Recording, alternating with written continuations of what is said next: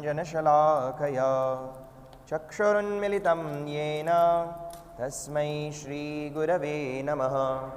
श्रीचैतन्यमनोभीष्टं स्थापितं येन भूतले स्वयं रूपकदा मह्यं ददाति स्वपदान्तिकं। वन्देऽहं श्रीगुरो श्रीयुतापदकमलं श्रीगुरन् वैष्णवांश्च श्रीरूपं साग्रजातं सहगणा रघुनाथान्वितं तं सजीवं साद्वैतं सावधूतं परिजनसहितं कृष्णचैतन्यदेवं श्रीराधाकृष्णपादान् सहगणा ललिता श्रीविशाखान्वितांश्च। हे कृष्णकरुणा सिन्धो दीनबन्धो जगत्पते Gopesh गोपिकान्त Radhakant नमोऽस्तुते।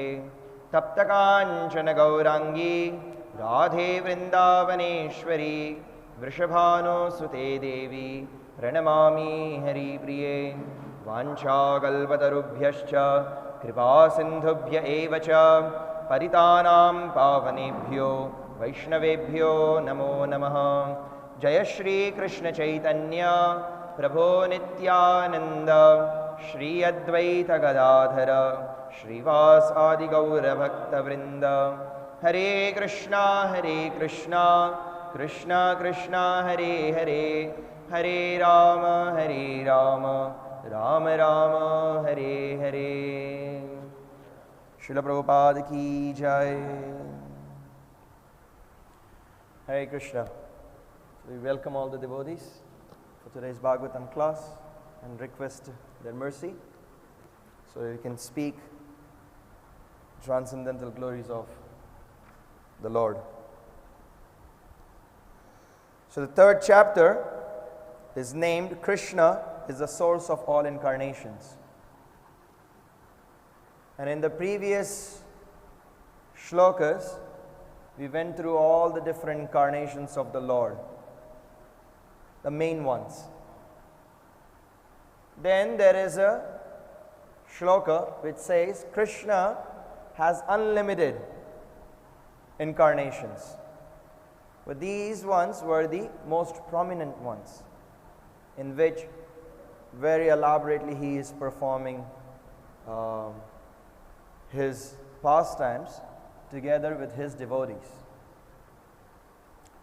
Some shastras even mention Krishna has taken birth or he has appeared, he has incarnated in every species of life. We know Matsya Avatar, he is fish incarnation. Kurma Avatar is a tortoise. Varahadev is a boar. Narasimhadev is half man, half lion. The rest of the incarnations are human. Once we were in South India Parikrama, and over there we heard one pastime that Krishna appeared as a huge, humongous mosquito. He took birth in the form of a mosquito. And all the demigods, they appeared as honeybees. And the pastime they had was Krishna appeared as a big mosquito, and the demigods, they went around doing parikrama of this gigantic mosquito in the form of honeybees. And over there they mentioned that Krishna has taken incarnation in every species of life. Inspiring.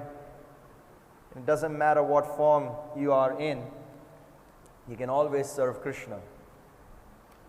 We have seen also examples of many Vaishnavas in different forms.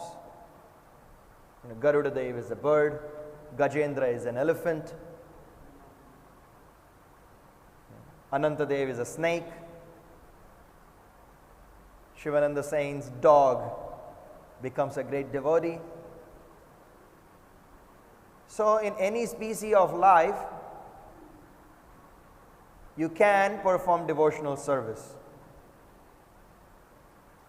Human form of life is considered to be the best one, in which you get the most facility to perform devotional service. Even according to modern science, They say the human brain is the most developed brain. And we were listening to one debate between a scientist and a Vaishnava. So this point came up that the human brain is the most developed brain. And the scientist says that's meant so that we can have the most facility in life. We can perform so many experiments, we can come up with so many technologies. And the devotee says, yes, it's meant you create all this technology, but you do the same 4 things that all animals do: eat, sleep, mate, and defend. What is extra that you have come up with? You're finding more and more developed ways of performing these 4 activities. So you are an animal. He says, yes, human is the best among all animals. But if he is the best among all animals, why is he a different species? You have birds. They do the same 4 activities. You have insects. They do the same 4 activities. But a human being is supposed to perform something more than just eating, sleeping, mating, and defending. The extra amount of brain is given so you can understand Krishna consciousness. You can understand what and how to worship Krishna. How to get out of this material world. That's why in Bhagavatam, in the very beginning, it says, human form of life begins with a question. Who am I? When a person starts thinking, who am I? Why am I suffering in the material world? What is my relationship with the Supreme? These questions mark the beginning of human form of life. If you don't have these questions, you are an animal. Very sophisticated, very intelligent, well-versed animal. So it's very important to find out how. Who am I? Where did I come from? Then we start looking for questions. And Vedic scriptures are all full of answers to these questions. Then we start performing sadhu sangha, start associating with devotees. Today morning in Gurukul, we were reading one of the letters from Srila Prabhupada. And he said, my books are not meant for distribution. They are meant to be read. He's writing it to Tamal Krishna Goswami. He says, every temple should have at least one of us, such a scholar in Vedic scriptures, that he is able to convince the atheistic people about our philosophy, about our culture. At least one man we should have in every country, in every center, who can do such a thing. And then we were discussing with the boys that right now in the school we are 80 students. There are more than 600 projects, 600 centers. So we are actually only 1/10 of what is required. Then among them we will have some who will be scholars, some who would be pujaris, some would be sankirtan leaders, cooks, caretakers for cows. We actually need to study hard. We need to study at least. Srila Prabhupada, in the previous days in Gurukul, when we were reading, every day we read one letter of Srila Prabhupada. And Srila Prabhupada said, every day one should chant 16 rounds and at least read one chapter of Bhagavad Gita.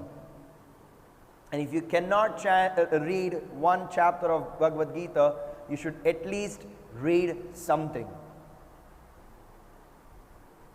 Something, at least one shloka. If you can't read one shloka, then Srila Prabhupada says at least one shloka. Chanakya Pandit also says, you can't read even one shloka, at least a word, at least a letter, something you should study. If you don't study, that day is wasted. If you don't learn something in one day, that day is wasted.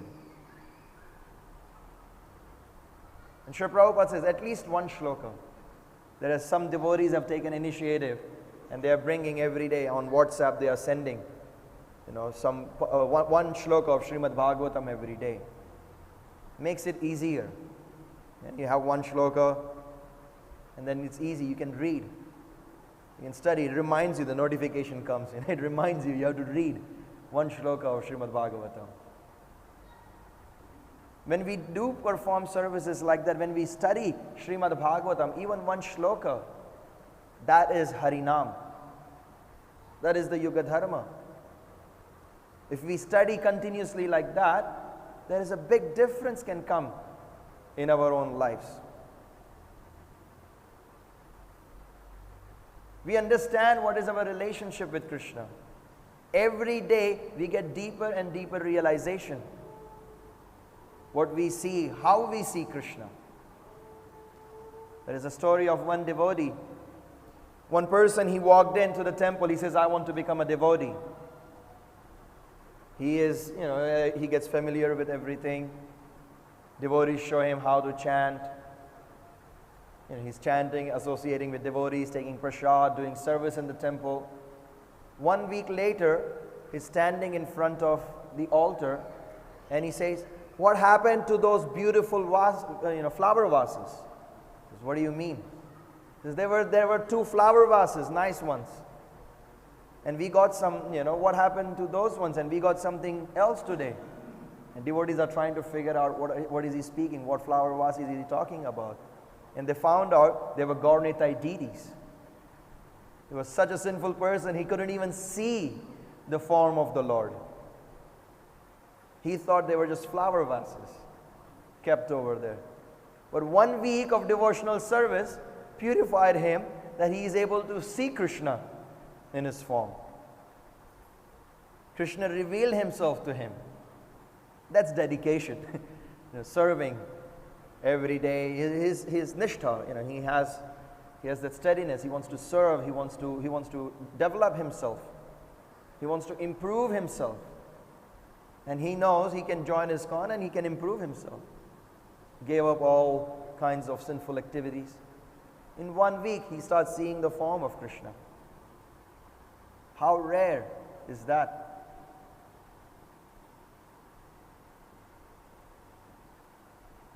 Even in Bhagavatam, in the pastime of Dhruva Maharaj mentions, 6 months when the Lord is standing in front of him.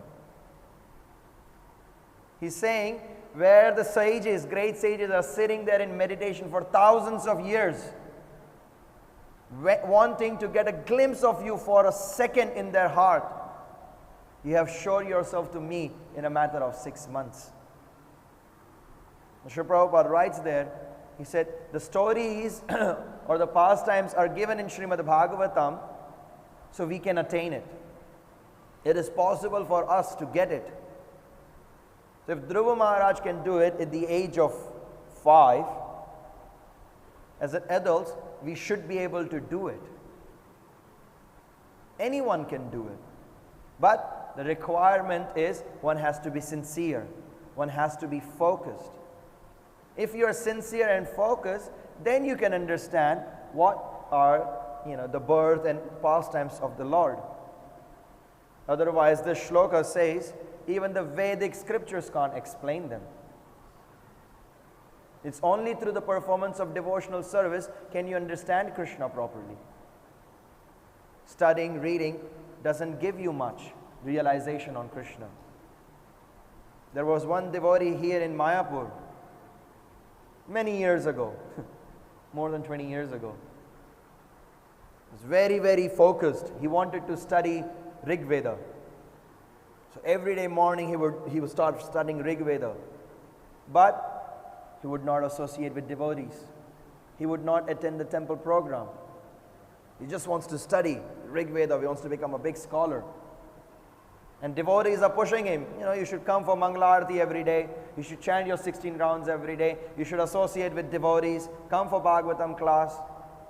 And that started becoming a disturbance for him. So he says, I want to leave Mayapur. These people are disturbing me.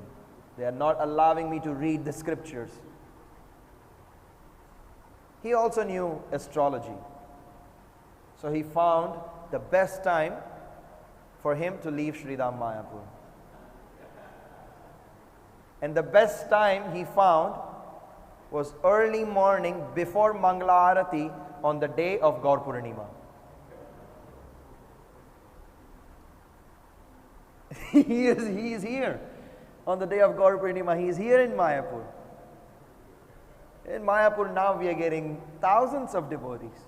So much association available. You walk on this street, anywhere in Mayapur, you see devotees. You say Hare Krishna, that is association of devotees. But we tend to not look at them. You see somebody coming, you start looking at the building and the flowers and the tree. Avoiding Vaishnava, association. You just walk on the street, and he found himself the best muhurta was to leave Mayapur in the morning before Mangala Arati on the day of Gaur Purnima. Why? Because he wants to study Rig Veda. He's studying Rig Veda. But no association of Vaishnavas. No serving the Lord. No serving the Holy Dham. No chanting japa. Rupa Goswami says there are 5 elements to devotional service. Very important. Worshipping the deities, studying Srimad Bhagavatam, living in a holy place like Mathura, then performing japa kirtan, and the association of devotees. 5 most important elements. Easily available for anyone. If we do that, simply, we easily become very, very close to Krishna. As once I was in front of Radha Madhava, and things were happening very nicely in my life. So in my mind I was sitting and asking, and standing in front of Radha Madhava asking, Radha Madhava, why are you so merciful towards me? Why are you making my life so easy? Anything I think of, I get it. On the counterpart, what am I doing for you? My japa is not on a proper level. My sadhana is not very strong. What am I doing for you? I'm just thinking like this in my mind. And one brahmachari comes to me and he says, while you're praying, you should pray for me also. I said, Prabhu, you're such a senior devotee. Krishna will, talk to you first. You're dedicated whole day in the temple, serving in the temple. He will listen to you first. Why asking me to pray for you? And his reply was, because you are a family member to Krishna. Everybody living in Sridham Mayapur is a family member to Radha Madhava. For me, that was the answer to the question I asked Radha Madhava. Why are you taking so much care of me? Because he thinks, or Radha Madhava they are thinking, that we are his family member. We are so close to him. Everybody living in Sridham Mayapur is a family member to Shri Shri Radha Madhava. What are we doing for them? We should constantly think like that. What can I do to serve Shri Shri Radha Madhava, Panchatattva, Prahlad Narasimhadev? In the book of the pastimes of Lord Narasimhadev, there is one story which comes. This Mataji, she goes outside the main gate and she's thinking, she sees a bottle of mango achar, mango pickle. And she thinks, oh, I should buy this mango pickle for Narasimhadev. Then she thinks, oh, why should I? Probably, God knows who made it. It's pure, it's impure, we don't know. So she doesn't buy. And Narasimhadev comes in her dreams and says, where is my mango pickle? How is that possible? As long as, you are interacting with Krishna, He loves you. He wants to interact back with you. And the only thing we got to do is just think of Him every day. Worship Him every day. And what is the definition of worship? It's very simple. It's what you do with yourself. That's exactly what you do with Krishna. You want to eat, you feed Him. You want to get dressed, you dress Him. You want to take bath, you bathe Krishna. Worship is nothing different than what you would do for yourself. But because it's done towards Krishna, you have to follow some etiquette. You want to do something with your child, you have to follow the etiquette that relates to the child. You want to deal with your husband or you want to deal with your wife, you have to follow the etiquette that goes together in that relationship. It's so simple. Devotees think that, worshipping deities means too much, headache. Some devotees, they came up with a huge theory. One should not worship Radha Krishna in their house. Says, why? It's because worshipping Radha Krishna is too difficult. You can worship Gaur Nitai or Jagannath. They are very merciful. So if you make any mistake, then they will not take offense. But Radha Krishna will take offense. If you have that mentality in your mind, that means you are preparing to make offense anyway. Right? They think, if I need to go out to visit my family members, I can just put Gaur Nitai to rest. They will perform their Sankirtan pastimes. And I don't have to take care of them. I don't have to deal with them. But if there are Radha Krishna, oh my God, then I have to serve them. And Srila Prabhupada, he mentions, he says, then they are not Shri Vigraha. They are Galagraha. Galagraha means a weight on your neck. They are not Shri Vigraha. You can't serve them. It's a weight on your neck. Oh my God, now I have to do an offering. Oh my God, I have to wake up the deities. Oh my God, I have to, bathe them. Oh, so much problem. If that is the situation, better don't have deities. That's part of your devotional service. Serve Krishna. You have a child. Krishna is just like that. He's just your family member. You serve Krishna every day. Exactly what you do for yourself, exactly you do for Krishna. Many devotees, they come, they bring all these, packets of chips, chocolates. They put it into their fridge. They offer the Krishna with the packet itself, and they put it in the fridge. Whenever they want to eat, open the packet, eat, Haribol. How much time it takes to open the packet, put a tulsi leaf inside, put it in front of the Lord, ask Krishna to eat it, and then you can take it.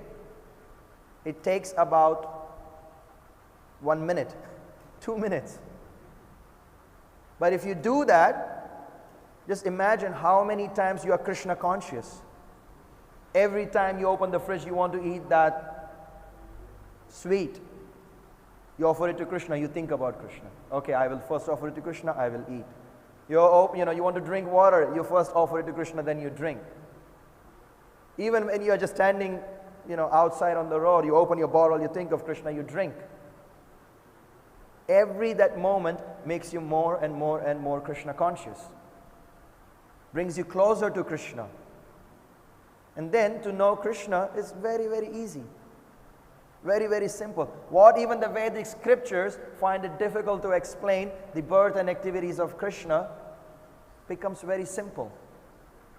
Because Krishna is right there with you every moment. He sees. He talks. He expresses himself to you. And then suddenly you are 24 hours a day Krishna conscious. That is the beauty of serving the Lord. Devotional service. Very simple, very easy. Just make Krishna the center of our life. Every activity we perform. In the morning when you wake up, you pay obeisances to your Guru Maharaj and to the deities. At night when you go to sleep, for those devotees who are performing deity worship, they learn. Before you go to sleep, there is one mantra you chant. The mantra is, with whatever activity I have performed throughout the day with my body, mind, senses, let me offer it to the Lord. That's it, simple. When you chant that mantra, you are Krishna conscious. Everything you do becomes Krishna conscious. And then suddenly you start, people start considering you as a great devotee. Pure devotee. That doesn't mean that all the anarthas in your heart are suddenly vanished. You may have them. You may even store them. No, I want this anartha to be with me. It's my identity. I want this anartha to stay with me. But eventually, when you do it every day, it just gets cleaned and cleaned. One devotee in one of his lectures was mentioning that once we cross the level of anartha nivritti and come on the platform of nishtha, from there to prema is a very quick move. The layer of anartha nivritti, that's the layer which is very, very difficult. Very difficult to go through. Why? Because it's all based on attachments, desires. I want to be famous, I want to be rich, I want to be beautiful, I want to be a big voracious eater. All those different identities we want to maintain. But once we give up all that, Rupa Goswami mentions, once you give up all those status and you become Krishna conscious, immediately, as soon as you give up all those attachments, I am this, I am that, it becomes very easy to start devotional service. And as it's Srimad Bhagavatam says, it becomes very, very simple to understand Krishna. And this is right in the first canto, chapter 3. The learned men describe the birth and activities of the unborn and inactive. There are two contradicting statements. The learned men are describing birth and activities, who's not born and who's inactive, which is undiscoverable even in the Vedic literatures. So Krishna, at the same time being unborn, he takes birth. He's inactive, but he performs activities. And only this person can be the Lord in the heart. You're doing two contradicting activities at the same time.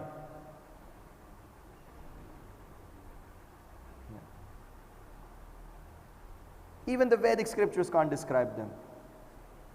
But through the performance of devotional service, you can easily get it. So this is the beauty of performing devotional service. So we will end here. Anybody has any comments or questions?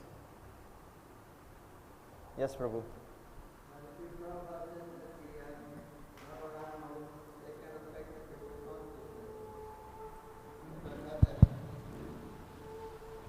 Sri Prabhupada said that the lower animals don't have consciousness to ask and make inquiries about Krishna consciousness. So what is the necessity of incarnating in every species of life for Krishna? That species. The reason why Krishna, why is the necessity to appear in every species of life? Yeah, when the species of life, they cannot below animals and animals. Prabhupada said they never come to the temple to Bhagavatam class, the cows, and they won't come forward. Yeah. So what's the necessity if the animals, insects, can't become Krishna conscious? What is the necessity of incarnating? Because that just makes his pastimes very sweet. Makes his pastimes very sweet. When devotees hear Krishna appeared as a mosquito, It sounds very like, whoa, why Krishna has to do that? Oh, yeah, I wouldn't like to be bitten by a... Sorry, bro? I wouldn't like to be bitten by a... Yes. I should be thinking would like to be bitten. Yes. It also makes it very, very, very, very, very close to heart. Yesterday, some boys in Gurukul, they were talking, they're small boys, all 8 years and below. They were all searching, oh, my brother, he started, there's some lizard, just walked into his room. He got so amazed, oh, I have a lizard. He put a small, puddle of water for it to drink. And he says, this is my pet lizard. It's like there are people who are so scared that as soon as a lizard comes into your room, they start chasing and trying to figure it out how to get rid of it. And this kid is there, oh, let me feed this lizard. Oh, let me give him some food. Let me do something. He's just enamored by this lizard. And the boys were there yesterday. There's this squirrel running around, and they are like, oh, I want to do something. I want to play with this lizard. So Krishna comes in all different forms that devotees can relate to and become closer to him, come closer. There's also another aspect we see how much Krishna is doing to actually come close to us. He's ready to take any form. He can do anything. Just anything to just get that 10% of the living entities who became, got diverted from him, who wanted to enjoy separate from him. He's just trying all different ways. So we know at least 8,400,000 ways that Krishna has tried to attract us towards him. So probably like that. There may be a planet, Mosquito Planet. Yeah, probably. Yes. Prabhupada didn't like it when they were biting him. They were coming out at night time and they would interfere with Prabhupada's translation service when we were in the bhajan kutir. I can't understand, Prabhu. Prabhupada was translating Bhagavatam in the bhajan kutir. There was no electricity or anything, facility. But he used to say he used to sit under his mosquito net with a typewriter because there was no electricity. He would type out his purports. Mm-hmm. But in the morning he would complain that these mosquitoes, he said, I just put my hand out to get some papers or something under the mosquito net, and immediately they're coming and biting me and attacking. So he didn't like, because not the Prabhupada didn't, but they were interfering with his service, so yeah, that was much more important than mosquitoes. Mm. Yes. Thank you, Prabhu. He also said they were fascinating. He was fascinated by mosquitoes. Prabhupada, at one time, he said he was fascinated by mosquitoes. He's looking at a mosquito, how it was working, what it was doing, and what it looked like, and how it drew blood. But I've also, it extols us to, if someone is hunting you, if somebody is hunting you, you have someone hunting you, like someone is coming to kill you, hunt you. So if you have an animal coming to hunt you, you have the right to kill it. You have to fight with it. You have to put the mosquito net up. You have to fight with it and you try and keep it away. But you have the right to kill it, according to shastra. So you shouldn't get too hung up about that. But, over here in our CBD, they've got rats. They've got mice coming to eat the boga there that all our devotees come and buy. Now, they're, can cause disease and so many other things. So I said to the man in charge, I said, why don't you take some precautions against the mice, the rats? Do you kill them? And he shook his head. No, we don't kill them. Now that's standard rule. Yeah, don't kill them. But instead of them eating all these packets of food and then throwing all the packets of food out, and then somebody was probably going to get them and eat them, the food that is, why not set up a deterrent system to keep the rats and keep the mice and keep the mosquitoes, keep the lizards, keep them away?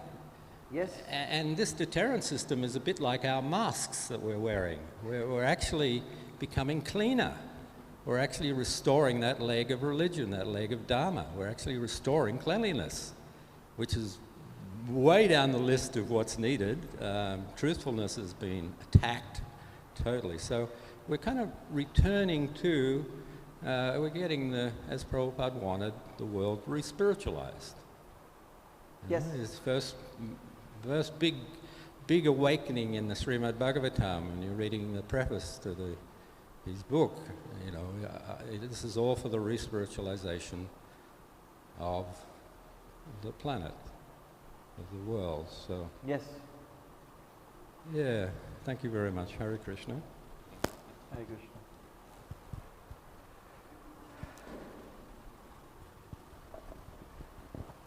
Yeah, Hare Krishna, bro. What's the incarnation of Satya Yuga, bro? I just heard that it's white color, but I don't have an idea of what is the incarnation of Satya Yuga? That's right. It's white in color. What is it? Huh? No, it's Varahadev. Why is Shweta Varaha? There are two Varahadevs. One is Shweta Varaha, one is Rakta Varaha. The Bhagavatam talks about both of them. Both of them perform same pastimes, but one came in Swayambhuva Manu's period, and the second one came in, can't remember. But they are two different Varahadevs. Hamsa, yeah. Yes. Yeah. What is it, Prabhu? The Lord appears in Hamsa? Yeah, swan. Hamsa in a swan roop? Sorry? What is, I didn't understand. There was a pastime where the four Kumaras, they were being taught by Lord. You know, Krishna himself appears as a swan, as Hamsavatar, and he is giving, I think there was some conflict between Lord Brahma and the four Kumaras. There was some discussion was happening between Lord Brahma and the four Kumaras. I can't remember exactly the pastime. And then the Lord appears as Hamsa, as a swan, and he explains to the four Kumaras. He preaches to them, and according to that, then they started the Kumara Sampradaya. So he preaches to the Kumara in a Hamsa roop. Yes. A swan speaking. Yes. And how about Treta? In Treta, Lord Ram, right? Treta Yuga is Lord Ramachandra. Then Kali Yuga. Yeah, that's okay. But in the Satya Yuga, Hamsa Avatar, and what was the Baraha and the Baman you were speaking about? The Varahadev appears in Satya Yuga. So there are a few incarnations in Satya Yuga. Oh, there are so many incarnations happening all the time. The main one, like in Treta Yuga, Ramchandra, Dwapar Yuga, Lord Krishna, Kali Yuga, Chaitanya Mahaprabhu. Similarly, in Satya Yuga, there are not one, there are many. There's also Narsimhadev. Huh? Yeah? Narsimhadev. I'm sorry? Narsimhadev. Narsingadev was in Satya Yuga. Yes. So what was they saying? A white color about swan. This, swan is also there. Yes. Because, see, the Kali Yuga period is the shortest. I think it's 4,032,000 years of Kali Yuga. Now, Treta Yuga is double that, Dwapar is double that, Satya Yuga is double that. So in that much time span, there are a lot of incarnations of the Lord. Yeah, yes. Like that. In Treta Yuga, Lord Parshuram also appears in Treta Yuga. Vaman Dev is also, I think, Satya Yuga. So Krishna is taking birth so many times.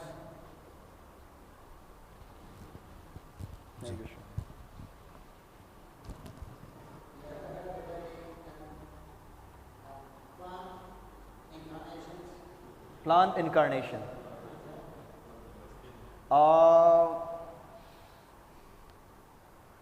During the Lord Shiva, he gave incarnation to one demon, he gave a benediction to a demon called Bhasmasura. That on whoever's head he would put his hand, he would turn down to ashes. So after getting this benediction, Bhasmasura, he saw Parvati Devi. And he was really attracted to her beauty. So he wanted to get her.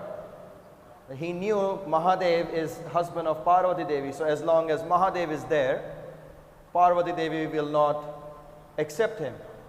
That's so he thought, okay, let me burn down Mahadev by putting my hand on Mahadev. So Mahadev said, then he starts chasing Mahadev. And Mahadev is running away from him and he starts praying to Lord Vishnu. So Krishna that time appears in two forms. The first form he took is that of a peepal tree. And he told Mahadev to hide behind the tree. So Mahadev hides behind the peepal tree. And then Krishna again appears as Mohini Murti. And he says, what are you doing? He says, oh, I'm trying to look for Mahadev, I'm going to burn him down. He says, why? He says, I really like the beauty of Parvati Devi. He says, and what about me? And then he thinks, oh yeah, you are very beautiful. He says, so why don't you, spend time with me instead of hanging out with Parvati Devi? He says, yes. And then she starts alluring him and she convinces him to dance with her. So he says, I don't know how to dance. So he says, okay, then you just follow the steps that I do. So he's already so enamored by her beauty, he starts doing the same steps as Mohini Murti is doing. And at one point, she just takes her hand like that on top of her head. And Bhasmasura also puts his hand on top of his head and he burns down to ashes. So to protect Mahadev, Krishna appeared as a banyan tree. That's one story I know but I'm not sure if that would be considered as an incarnation or just taking a form. But it's one time he did. Yeah. I'm banyan among all trees.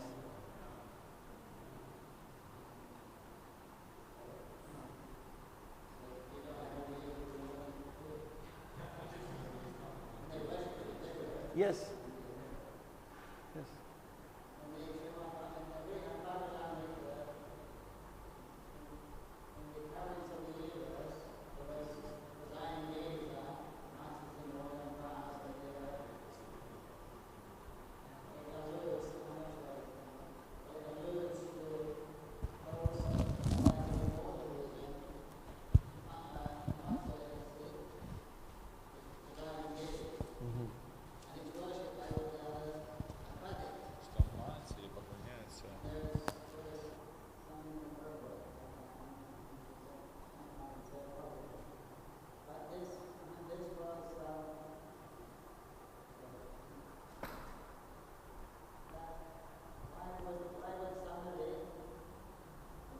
Yes.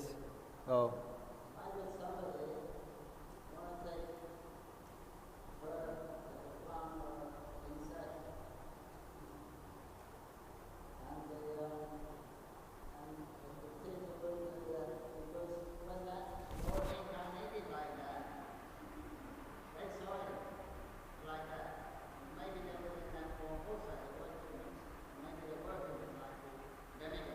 Yes.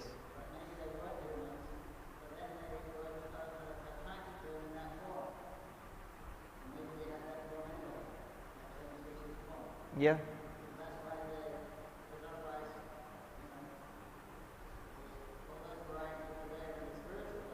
Yes.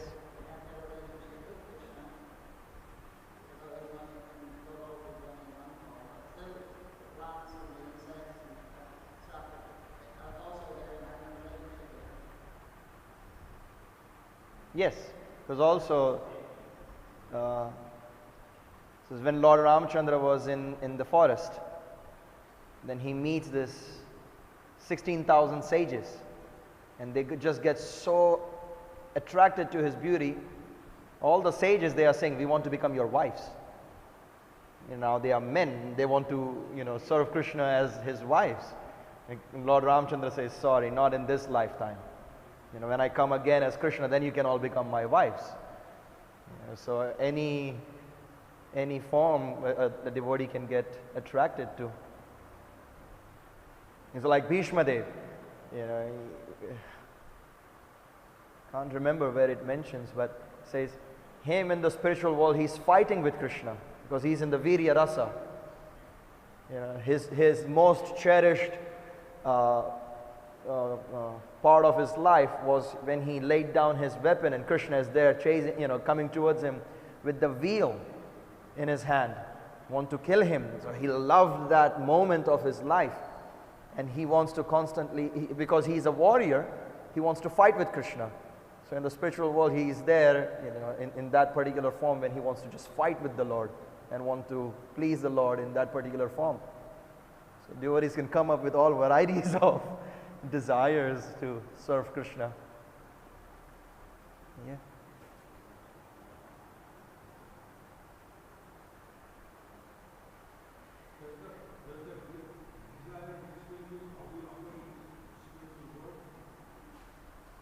Please. Could you repeat your question? Okay.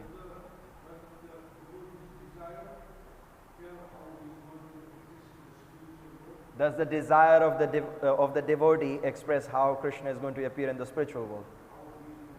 How he is going to appear? Yes. How you want to serve Krishna?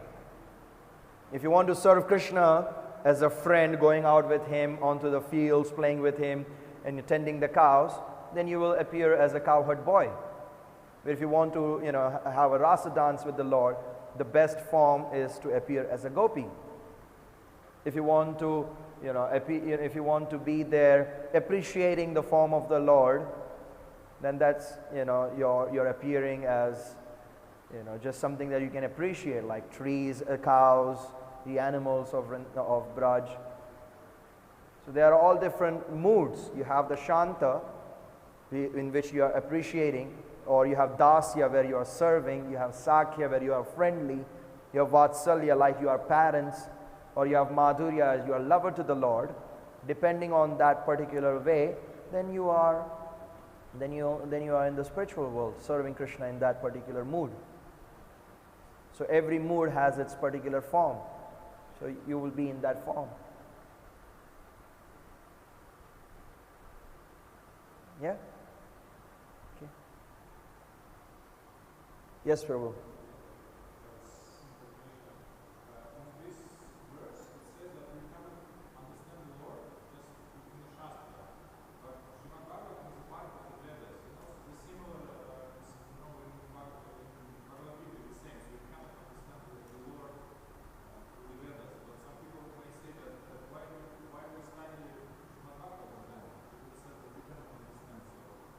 No, it says even in the Vedic literatures is undiscoverable. You can't really understand just by studying shastra. If you have to understand the birth and activities of Krishna, you have to understand it through the vision of the acharyas, because the acharya can show it to you. But if you just go and you want to study, you may not be able to reach Krishna. You need a guru to teach you. With the help of the guru, then you understand the shastra properly. We heard of one particular devotee. He read Sri Prabhupada's Bhagavatam, and he came up to the conclusion that Lord Shiva is the Supreme Personality of Godhead and not Krishna. How? Every purport Srila Prabhupada is, talking about Krishna, the Supreme Personality of Godhead. Just few verses before, he says there are so many incarnations, but Krishna is the Supreme Personality of Godhead. So we can interpret Shastra according to our conditioned nature. But to understand the Shastra properly, we have to go through the parampara, through our spiritual master, through the acharyas, and then they show us properly. Because otherwise, Shankaracharya took the same Vedas and made it complete Mayavad out of it. Whereas the Vaishnava Acharyas took the same Vedas and explained the same thing. There is a pastime of Ramanujacharya when he is studying under his teacher. The verse, I can't remember the Sanskrit of it, but it says, the eyes of Krishna, they are red like the backside of a monkey. That's the description of Shankaracharya. Ramanujacharya was massaging his guru at that time. And he couldn't hear this statement, this conclusion, and he cried. And hot tears fell on the teacher's body. And he said, oh, you don't accept the word of Shankara, the great Acharya? What do you think? And he describes the same verse. He says, the eyes of Krishna are like those of rose, like lotus petals. It's red like lotus petals. Same word, expressed differently. Now, there's a pastime of Radha and Krishna where Radharani goes to see Krishna in the middle of the night in the forest. And her sister-in-law, Kutila, she's there. She follows, and she comes right at the Kunja, and Lalita Devi, and they are there. And Krishna immediately disappears. But the another thing about Krishna is, even though he disappears, his fragrance remains there for some time. And then Kutila, she's saying, oh, I can smell Hari. So Hari, she's meaning Krishna.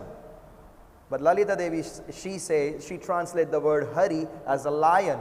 And she says, oh, we are so thankful to you that you can smell a lion. We will go away from here. There is a pastime of Narada Muni when he asked Krishna, show me your Maya Shakti, I want to see your Maya.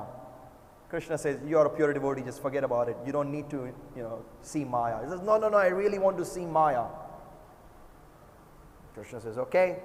Krishna shows him Maya one day. He's traveling around, he sees this beautiful city, and in this beautiful city, big kingdom and beautiful city, nice beautiful palace. Narada Muni gets attracted to the princess.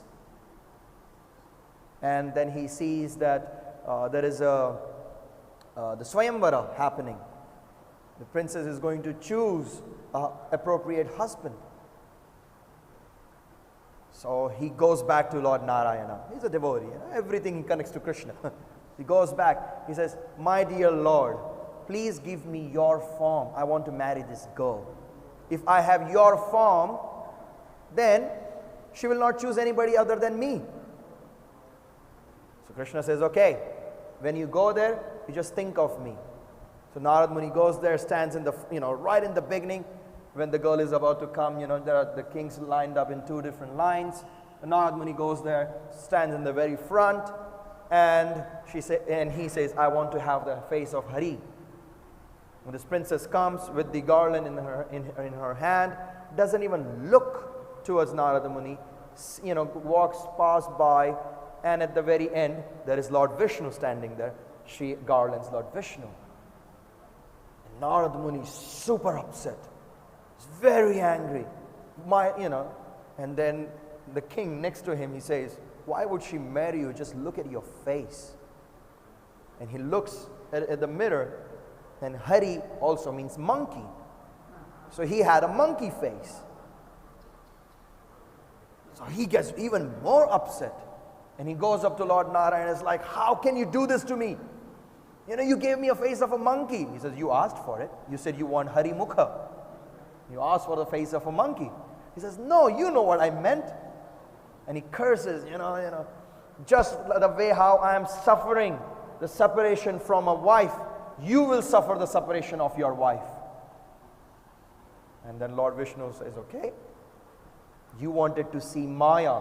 I showed you Maya. And he looks back, the whole thing disappeared. Didn't exist. It was Krishna's illusion. And then Narad Muni is like, my Lord, what did I do? Please forgive me.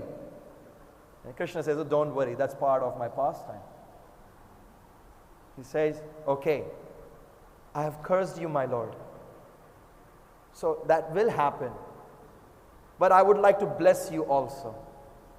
You will have the same monkey face people helping you find your wife. So in the pastime of Lord Ramachandra, he had the separation from his wife, and the Vanaras helped him get back his wife. So the same shastra, you need a guru to explain what shastra says, because there could be so many different ways. Yeah?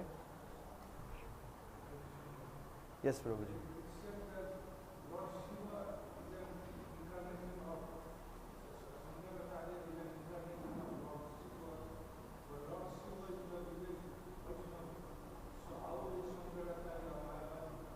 In Skanda Puran, Lord Shiva is talking with Parvati Devi, and Skanda Puran mentions that Lord Vishnu told him, you should go and preach Mayavada philosophy and deviate those people who are already gone against the Veda. Because people, they started performing animal sacrifices on the strength of Veda, just slaughtering animals. Even though the Veda says it cannot be done in Kali Yuga because the Brahmins are not pure enough to perform those sacrifices. But for the pleasure of the tongue, they were doing it and maintaining it. So Krishna appears as Lord Buddha and says, this is all bogus. Veda is bogus. Don't follow Veda. When Krishna wants to delude you from Veda, who can stop? So people got diverted. So then Lord Shiva was instructed by Lord Vishnu to go in the form of an acharya and bring them back on track. So he went there, preached Mayavad, which is covered Buddhism, and says, no, Veda is there, but it's all illusion. So he brought them back from the track of not going towards Veda, not following Vedas, to back on track to following Vedas. Then Krishna appears as Mahaprabhu and he establishes the Achintya Bheda Abheda Tattva. Is that there is illusion, but there is also reality. Krishna is there in the form of Brahman, and at the same time, he's impersonal and personal. So he brings that back on track of Vaishnavism. And he sends all his different devotees, Shankaracharya, Madhvacharya, Ramanujacharya, Nirvarga Swami, Vishnu Swami, Srila Prabhupada. He's sending all these great Vaishnavas to teach us.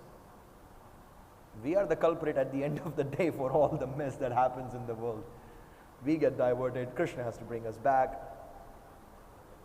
Like that. Is that okay, Prabhu? Anything more? No. Okay, so we will end here. Grantaraj Srimad Bhagavatam ki jai, Srila Prabhupada ki jai, Nitai Gaura Premanande Hari Hari.